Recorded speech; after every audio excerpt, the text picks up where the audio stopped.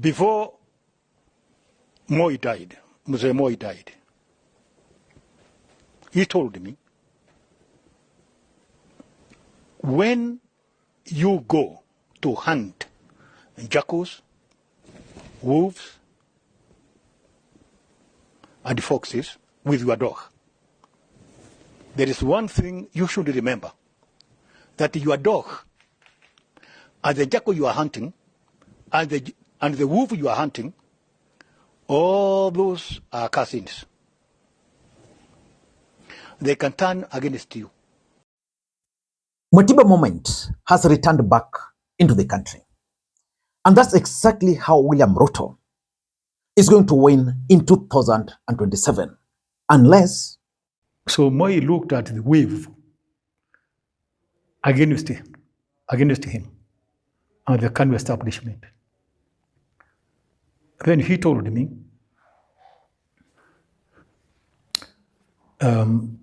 let's pack up and go. Oh. Yes. In 1992? Yes. He wanted to leave? Mm-hmm. Oh. He said, you cannot win this.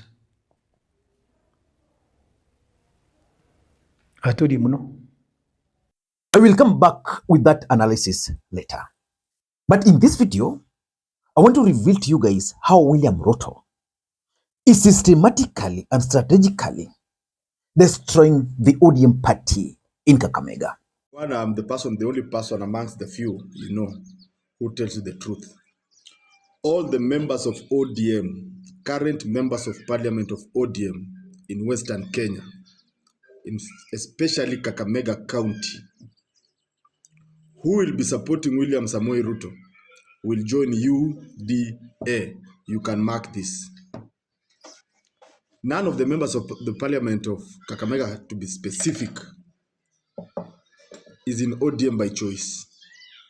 The reason why they were in ODM, they were in ODM because of Raila Amolo Odinga.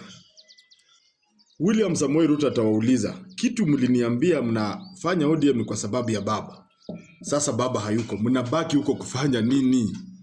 But should William Ruto be blamed? Or should ODM party blame itself? Honorable Kamala has crossed over to UDA. He's conducting election for UDA in Kakamega. Mheshimiwa Wangwe from Navaholo is conducting UDA election in Navaholo. Mheshimiwa Seka Miradi is conducting UDA election today in Huisero. Mheshimiwa Shinali is conducting UDA election today in Ikolomani. So we are a team and we are a force. So you see how many members of parliament are crossing over from ODM to UDA, then you'll see actually the political dynamics that are evolving in Western Kenya. Here in Likuyani, Mugabe is participating in a UDA election. So when you say at least 10 members of parliament from ODM are participating in election of UDA, what does that mean? They are headed to UDA in the next general election. Let us look at how ODM party performed in Kakamega in the last election. During the last election, Raila Odinga got 357,000 votes in Kakamega. William Ruto got 140,000 votes. In short, Raila Odinga got 70% of the votes. William Ruto got 27% of the votes. Remember, William Ruto was supported by Musalia Mudavadi and Moses Maseka Wetangula, who are assumed to be the kingpin of the Luhya nation. So from those numbers, it is very clear that Kakamega is Raila Odinga stronghold, or ODM stronghold for that matter. But to understand something, let us look at how they elected their MPs. Kakamega, I think, has around 13 constituencies. Out of those 13, ODM won 10 of them. 10. That's huge. ANC party of Musalia Mudavadi won 2. But then there is DAP Kenya, who was associated with Azimio, won 1 through Salasia. Remember, Salasia was actually an aspirant on ODM party who was rigged out. If he had not been rigged out, probably would have also won as an ODM MP. But today, all those MPs have defected to UDA party. In this video, I want to reveal to you guys why William Ruto is actually poaching this ODM party.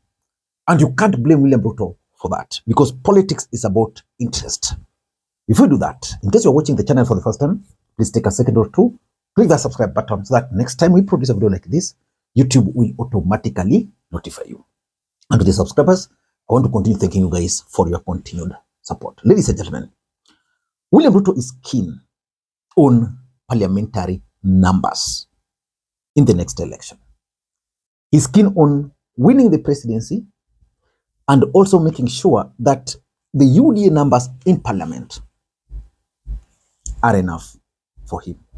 Because remember, in the last election, William Ruto relied on the numbers from the mountain. As we speak, William Ruto is not sure of those numbers from the mountain.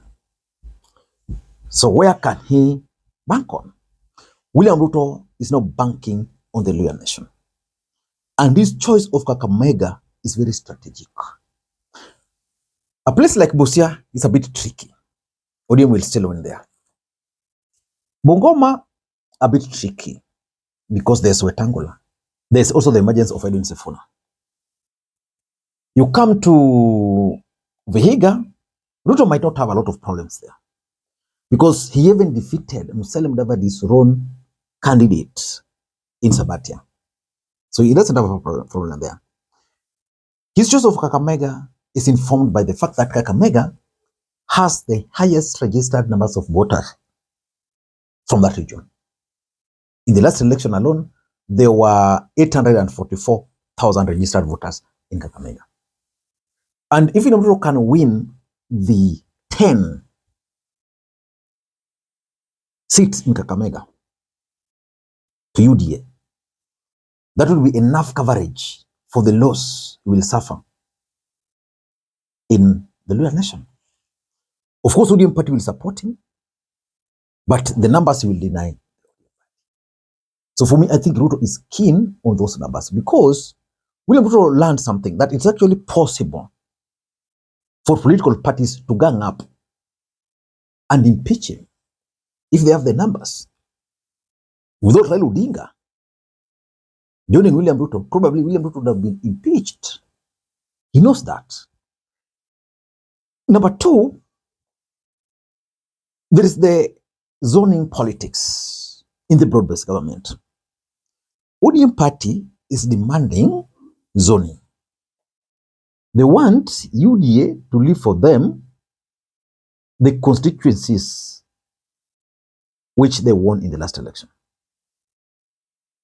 Now, if you had a member of parliament who won, and there are 10 of them in Kakamega under your party, and these 10 have now joined UDA, how do you then negotiate? How do you then demand Ruto that, we are, Kakamega was our stronghold? Because he will tell you, these MPs are now with UDA, so let us support them. So ODM cannot justify now that zoning. And I'm sure William Ruto is even trying to do this, and I'm sure William Ruto will try to do this even in Coastal Region, which has traditionally been ODM stronghold. He's going to try to win some MPs to run on UDA, because it's easy for most of these MPs. They will be funded. Projects will be assigned to their constituencies in this last budget. So Ruto is dealing with that zoning, so that even if ODM will insist on zoning, that zoning might actually be confined to Nyanza, particularly Nyanza. Number three, and this is something which happened even when Raila Odinga was still alive. William Ruto had his own fears. And Paul Mwangi and Dennis Onyango, the other day, confirmed William Ruto's fears. William Ruto feared that Raila Odinga was going to bolt out of broad-based government, and that there was the possibility that Raila Odinga could actually be a presidential candidate or decide to support someone else. So he had those fears. And because he had those fears, the broad-based government allowed him now to start working with some of these MPs. And he was able now to persuade some of these MPs to join UDA party. Because he wanted a situation where even if Raila Odinga were to leave him at that time, because this Kakamega issue began even when Raila Odinga was still there. So he wanted a situation where even if Raila Odinga left him, but at least he would say perceptionally that in Kakamega, I have these MPs supporting me. Ladies and gentlemen, should we blame William Ruto? We cannot blame William Ruto. I blame it on my fourth point, which is the ODM internal problems. Kakamega is very complex. There is Oparanya, there's Baraza, and then there are the MPs. Then there's the ODM party. Oparanya was Raila Odinga's deputy party leader. He was the governor for Kakamega for a very long time. Those who know what really transpired in ODM party, Raila had actually agreed, and this is the fact, to hand over ODM party to Oparanya. Oparanya would have been the party leader as we speak. That is the truth. But that did not happen. Then Oparanya, during the last election, picked Fandendus Baraza, picked Governor Baraza, and supported him in the hope that he was a weakling who would just sing his tunes. When Baraza was sworn in, he stamped his authority in Kakamega. Remember, Oparanya served for 2 terms, was a senior ODM official deputy party leader, and fortunately, he was appointed to the cabinet. So a war erupted. So Oparanya was able to remove the MPs from Baraza. Then ODM committed a mistake, or was it a mistake? I don't know. After the MPs left Baraza, ODM made Baraza the county chair. So you're a county chair of ODM party. Most of these MPs, you don't see eye to eye with them. That is what gave room for William Ruto to start negotiating with some of these MPs. Ladies and gentlemen, that's going to be a huge political blow for Oburu Odinga as the chair, as the party leader, and Gladys Wanga. But there is now the new wave of Sifuna. Will Sifuna now come and sweep Western Kenya? Because I know the Sifuna wave is definitely going to change the political equation in the Luhya nation. Until next time, this is Makwiny. Bye-bye.